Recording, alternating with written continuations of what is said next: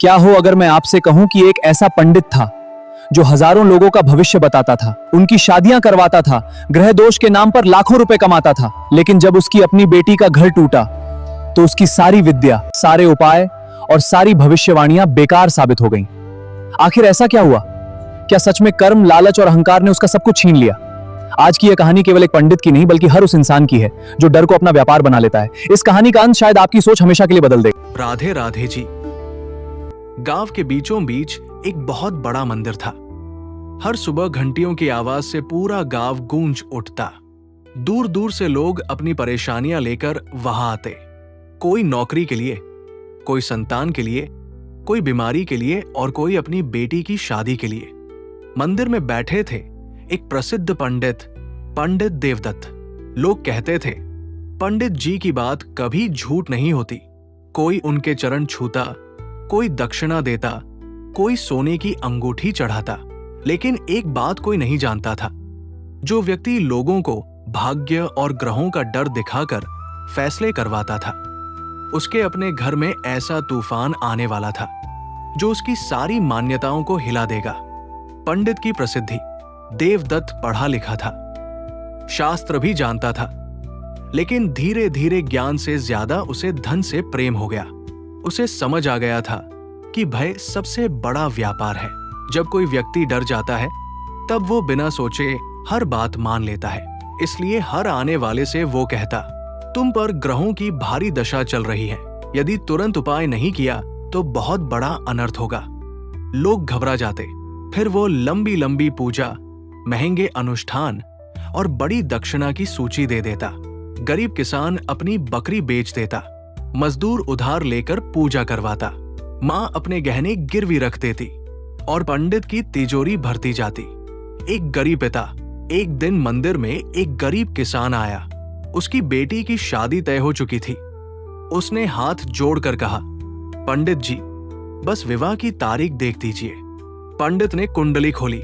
कुछ देर चुप रहा, फिर अचानक गंभीर चेहरा बनाकर बोला, बहुत बड़ा दोष है। गरीब आदमी कांप गया। क्या हुआ पंडित जी? यदि बिना विशेष पूजा के शादी हुई तो बेटी का वैवाहिक जीवन टूट जाएगा। किसान की आंखों में आंसू आ गए। लेकिन मेरे पास पैसे नहीं हैं, पंडित ने कठोर स्वर में कहा। धर्म में कंजूसी नहीं होती, कम से कम 21,000 रुपए का अनुष्ठान करना पड़ेगा। गरीब आदमी ने कहा, मेरे पूरे घर की कीमत भी इतनी नहीं है। पंडित बोला, फिर परिणाम भी तुम्हें ही भुगतने होंगे। डरा हुआ किसान घर लौट गया। कुछ दिनों बाद उसने अपनी एकमात्र गाय बेच दी, उधार लिया और किसी तरह पैसे जुटाकर पूजा करवाई। सच क्या था? वास्तव में कोई बड़ा दोष था ही नहीं, लेकिन यह बात केवल पंडित जानता था। उसे लगता था यदि लोग डरेंगे नहीं तो कमाएंगे कैसे? धीरे धीरे उसका नाम पूरे इलाके में फैल गया। लोग कहते, देवदत्त जी के बिना शादी मत करना, मुहूर्त वही बताएंगे, उनकी पूजा से सब ठीक हो जाता है। उसका परिवार। पंडित की एक ही बेटी थी, सावित्री। बहुत संस्कारी, बहुत सरल। वो अपने पिता से अक्सर पूछती, पिताजी, क्या भगवान सचमुच दक्षिणा देखकर कृपा करते हैं? देवदत्त मुस्कुराकर बात टाल देता, बेटी, दुनिया ऐसे ही चलती है।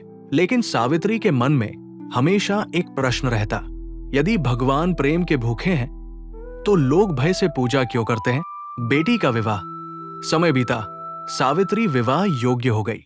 अब पंडित ने अपनी बेटी के लिए सबसे शुभ मुहूर्त निकाला, सबसे बड़ी पूजा करवाई, सबसे प्रसिद्ध विद्वानों को बुलाया, हजारों दीप जलाए गए, सैकड़ों लोगों को भोजन कराया गया।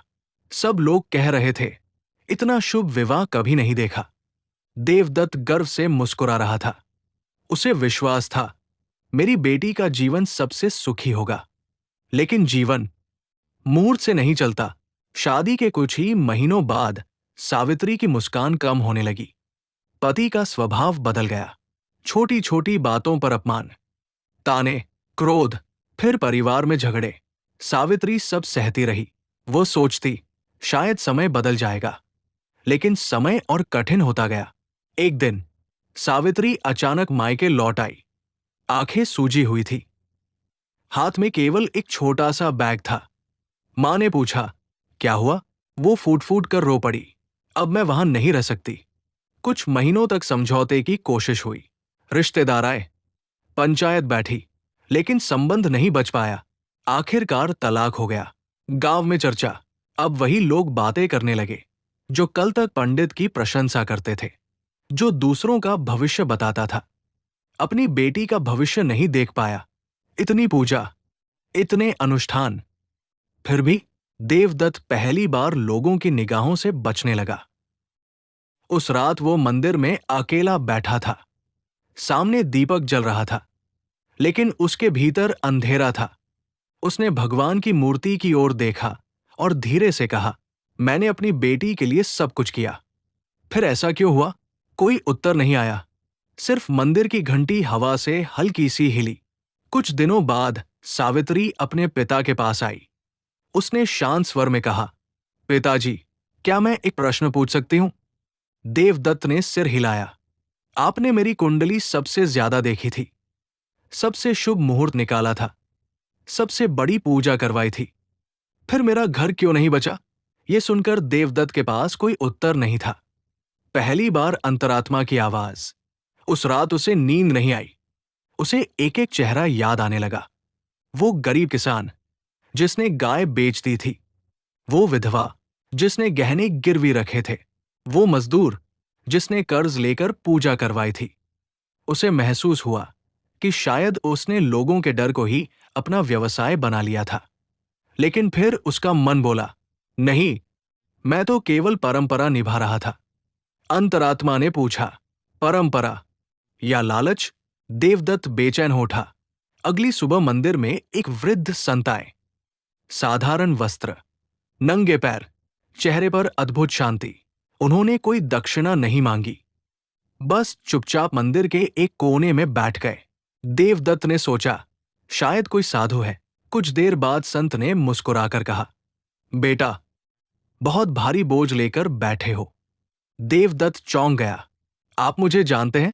संत बोले, तुम्हें नहीं, तुम्हारे मन को देख रहा हूं।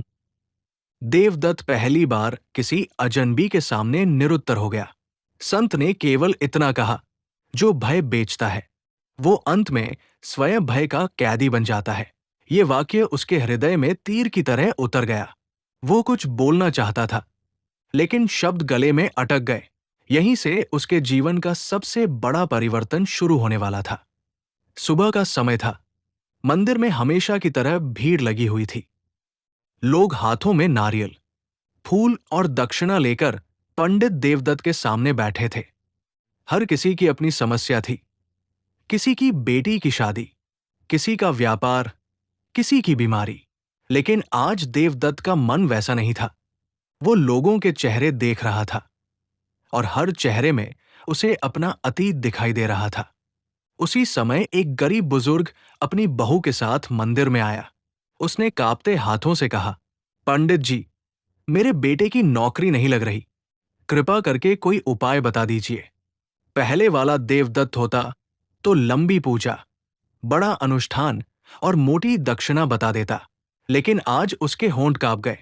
कुछ पल चुप रहने के बाद उसने कहा, भगवान का नाम लो, ईमानदारी से मेहनत करो, और यदि पूजा करनी है तो श्रद्धा से करना।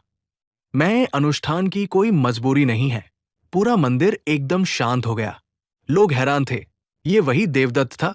उसके शिष्यों को ये बात पसंद नहीं आई। एक शिष्य बोला, गुरुदेव, यदि आप ऐसे ही बोलेंगे तो लोग दक्षिणा देना बंद कर देंगे। देवदत्त ने पहली बार दृढ़ आवाज में कहा, जिस धन की नींव भय पर हो, वो धन कभी सुख नहीं देता। उसी शाम वो उसी गरीब किसान के घर पहुंचा जिसने वर्षों पहले अपनी गाय बेचकर पूजा करवाई थी। किसान उसे देखकर घबरा गया। पंडित जी, मैंने कोई गलती कर दी क्या? देवदत्त की आंखों में आंसू भर आए। उसने किसान के चरण छू लिए। किसान पीछे हट गया। आप ये क्या कर रहे हैं? देवदत्त बोला, गलती तुम्हारी नहीं, मेरी थी। मैंने तुम्हारे डर का लाभ उठाया, मुझे क्षमा कर दो। उसने अपनी पोटली से पैसे निकाले और किसान के हाथ में रख दिए। ये उस अन्याय का छोटा सा प्रायश्चित है। किसान की आंखें भर आई। उसने कहा, मुझे पैसे नहीं चाहिए पंडित जी। यदि सच में बदल गए हो तो अब किसी गरीब को डराकर मत लूटना। देवदत्त फूट फूट कर रो पड़ा। धीरे धीरे उसने उन लोगों से भी मिलना शुरू किया जिनसे उसने कभी अनुचित दक्षिणा ली थी। हर घर जाकर उसने एक ही बात कही, यदि मैंने भय दिखाकर तुमसे धन लिया तो मुझे क्षमा कर दो। कुछ लोगों ने उसे माफ कर दिया, कुछ ने कहा अब याद आया, कुछ ने दरवाजा तक नहीं खोला। देवदत्त ने किसी से शिकायत नहीं की। उसे समझ आ चुका था, विश्वास टूटने में एक दिन लगता है, लेकिन उसे वापस पाने में वर्षों लग जाते हैं। एक दिन उसकी बेटी सावित्री उसके पास आई। उसने देखा कि उसके पिता अब साधारण कपड़े पहनते हैं। मंदिर की तिजोरी लगभग खाली थी। देवदत्त ने मंदिर के बाहर एक तख्ती लगवाई थी। उस पर लिखा था, भगवान तक पहुंचने के लिए श्रद्धा चाहिए, भय नहीं। सावित्री की आंखों में आंसू आ गए। उसने कहा, आज पहली बार मुझे अपने पिता पर गर्व हो रहा है। देवदत्त ने सिर झुका लिया। कुछ महीनों बाद वही वृद्ध संत फिर मंदिर आए। उन्होंने मुस्कुराकर पूछा, अब मन हल्का हुआ? देवदत्त बोला, मैंने जीवन भर लोगों का भाग्य पढ़ने का दावा किया, लेकिन अपना ही मन नहीं पढ़ पाया। संत बोले, मनुष्य का सबसे बड़ा ग्रह दोष लालच है और सबसे बड़ा उपाय सत्य है। देवदत्त ने उनके चरणों में प्रणाम किया। धीरे धीरे पूरे गांव में उसकी नई पहचान बनने लगी। अब लोग उससे डरने नहीं, सीखने आते थे। यदि कोई कहता, पंडित जी, क्या बिना महंगी पूजा के भगवान प्रसन्न नहीं होंगे, तो वो मुस्कुराकर कहता, यदि भगवान केवल धन से प्रसन्न होते तो गरीब कभी उनके प्रिय नहीं बनते। एक दिन एक अमीर व्यापारी आया। उसने कहा, मेरे बेटे की शादी है, सबसे बड़ी पूजा कराइए, खर्च की चिंता मत कीजिए। देवदत्त ने पूछा, पहले ये बताइए, आपके घर में प्रेम है? व्यापारी चुप हो गया। अपने माता पिता का सम्मान करते हैं? उसने सिर झुका लिया। घर के नौकरों से कैसा व्यवहार करते हैं? व्यापारी की आंखें भर आई। देवदत्त ने कहा, पहले अपने व्यवहार को बदलो, उसके बाद जो पूजा श्रद्धा से होगी वही सबसे बड़ी पूजा होगी। समय बीतता गया। मंदिर पहले जितना धनी नहीं रहा, लेकिन वहां शांति पहले से कहीं अधिक थी। अब कोई गरीब डरकर घर नहीं लौटता था, कोई अपनी बेटी की शादी के लिए कर्ज नहीं लेता था, कोई बीमारी में अंधविश्वास के कारण इलाज नहीं छोड़ता था। देवदत्त हर किसी से कहता, धर्म का उद्देश्य मन को मजबूत करना है, डराना नहीं। एक शाम सूर्य अस्त होने वाला था। देवदत्त मंदिर की सीढ़ियों पर बैठा था। उसकी बेटी सावित्री भी पास बैठी थी। उसने धीरे से पूछा, पिताजी, क्या आपको अपनी पुरानी जिंदगी पर पछतावा होता है? देवदत्त ने शांत स्वर में उत्तर दिया, हर दिन होता है, लेकिन यदि मनुष्य अपनी गलती स्वीकार कर ले और बदल जाए तो वही पछतावा उसके जीवन का सबसे बड़ा गुरु बन जाता है। सावित्री मुस्कुराई। वर्षों बाद उसके चेहरे पर सच्ची शांति दिखाई दे रही थी। कहानी का संदेश, किसी भी धर्म, गुरु या परंपरा का मूल उद्देश्य सत्य, करुणा और ईश्वर भक्ति है, भय फैलाकर लोगों का शोषण करना नहीं। जो व्यक्ति लोगों की मजबूरी और डर को कमाई का साधन बनाता है, वो कुछ समय के लिए धन तो कमा सकता है, लेकिन अंततः उसे अपने कर्मों का सामना करना ही पड़ता है। और जो अपनी गलती स्वीकार करके सत्य का मार्ग चुन लेता है, उसके लिए परिवर्तन का द्वार हमेशा खुला रहता है। यही इस कथा की सबसे बड़ी सीख है।